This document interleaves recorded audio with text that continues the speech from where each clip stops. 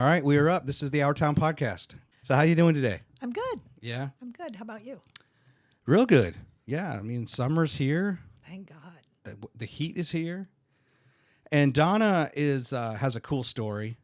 But right now, first and foremost, she works for Gener8tor in Huntsville, which in short is venture capital based, helping small companies right to pursue their dream of growth.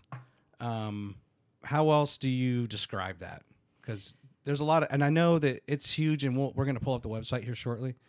And there's a lot of other things that Gener8 gets involved with, but I think fundamentally, right, when you think of venture capital and there are other Gener8tor type programs in the greater Huntsville, North Alabama area, accelerators. But how else would you describe what you do, kind of to others on a daily basis? Well, I think you nailed it in the respect that Gener8tor is a venture capital firm. We focus on supporting startup companies and startup founders. We have accelerator, which are investment programs, and we have pre-accelerator programs that help companies get ready for investment. Okay. And so my role is working day to day with founders from Northern Alabama. And what's really interesting is a lot of them don't see themselves as entrepreneurs or innovators. They see themselves as solving a problem that they had, whether it was in their business or they've perceived from the community, and they've just gone out and built it. And so when you ask them, how do you see yourself? Are you an entrepreneur? And they're almost hands down, the answer is no. Steve Jobs is an entrepreneur. I'm just doing my thing. Just because they just don't feel that their business or service meets that threshold or some idea? Yeah, I think, there's a lot that goes into that. I think that historically, kind of this middle section of the United States has never really been considered innovative or entrepreneurial. I think we've always kind of been considered the breadbasket or, the main streets. And so I think culturally... Small town America. Small town America, exactly. Right. And so I think that's part of it. I think another part of it is, we all struggle with imposter syndrome. And as soon as you put a title on something, you immediately try and figure out how you line up with that title. And so I think that has a part of it as well. And do you think it's just because people think entrepreneurship is really changing the way society is or bringing some innovation? And, an entrepreneur can still be a plumber. Right? In this day and age. It's someone starting a business and providing a service to a market that needs it at the time.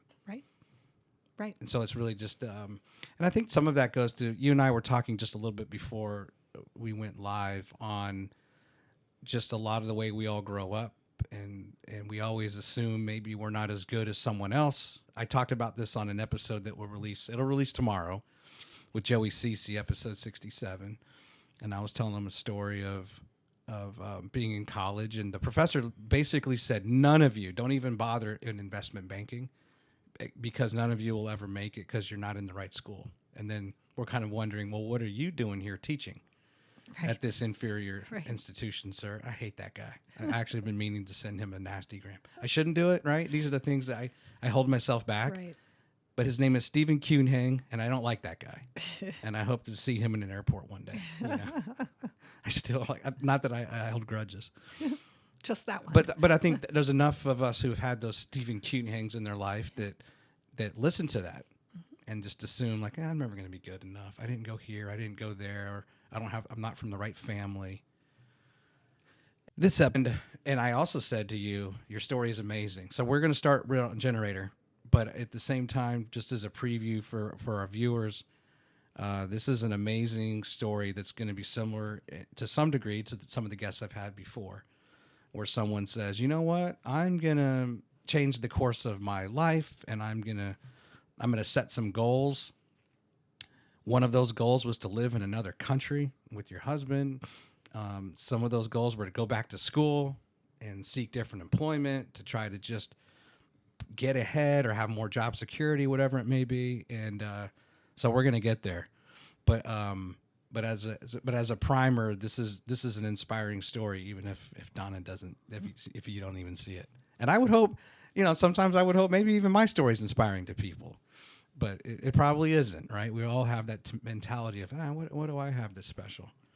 But so a Gener8tor, it is when I think of venture capital, I was thinking about how this might relate to like the stock market, where if you're starting out in venture capital and that's a company wants to do that, then there's going to be that high level of risk with that first investment or that first target that they bring into their portfolio.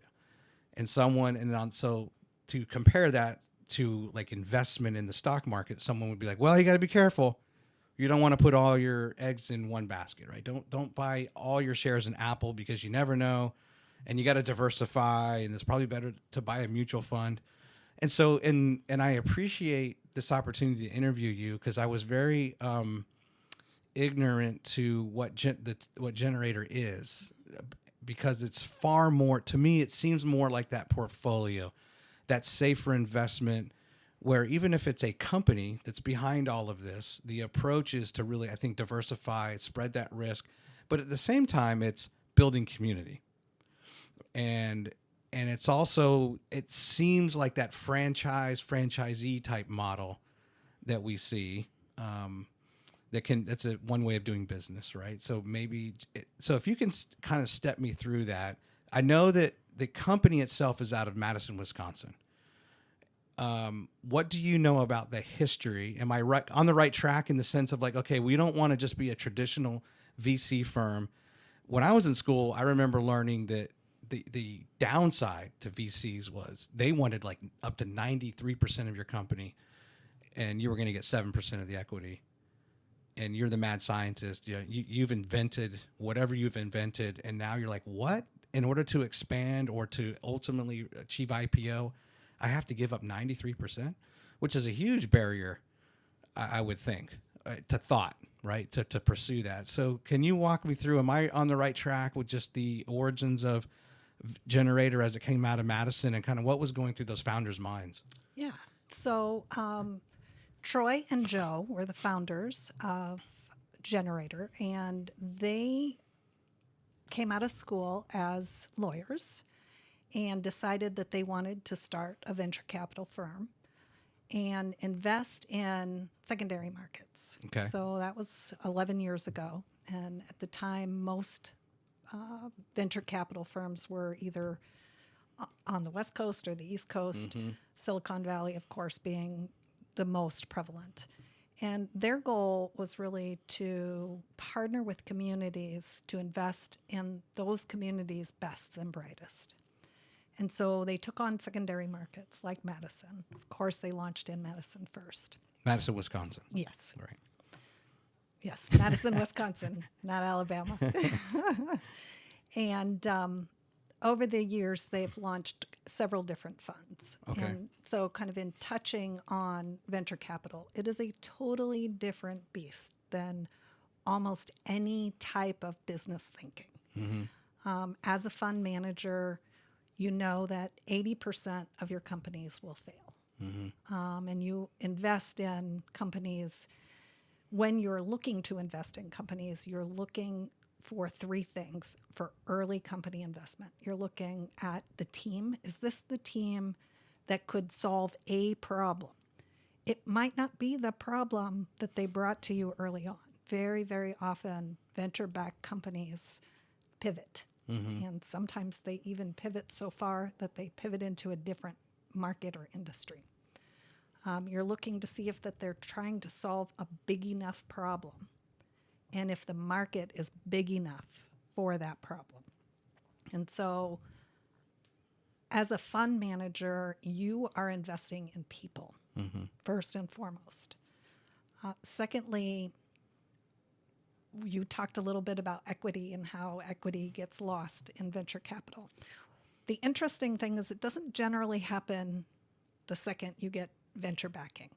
Generally, you take several rounds of venture capital, and over time you get diluted. So it's not uncommon for a unicorn company, and that's a company that's valued at over $1 billion. Their original founders only have 15% of the company or 7% of the company. If you look at, Right. Amazon and any of the big Lyft and Uber and all of the big Yeah. known unicorns, they own very small percentage of the company. But venture helps companies get to the next level. Sure. So we really focus our companies differently than a traditional small business, meaning in a traditional small business, you look at growing 20% year over year. As a venture capital company, we want to see you grow 20% month over month. And so we really focus on, can you sell? Can you sell reliably? Can you sell at scale? And then finally, can you sell at profit? And so very different approach to how a company would go to market.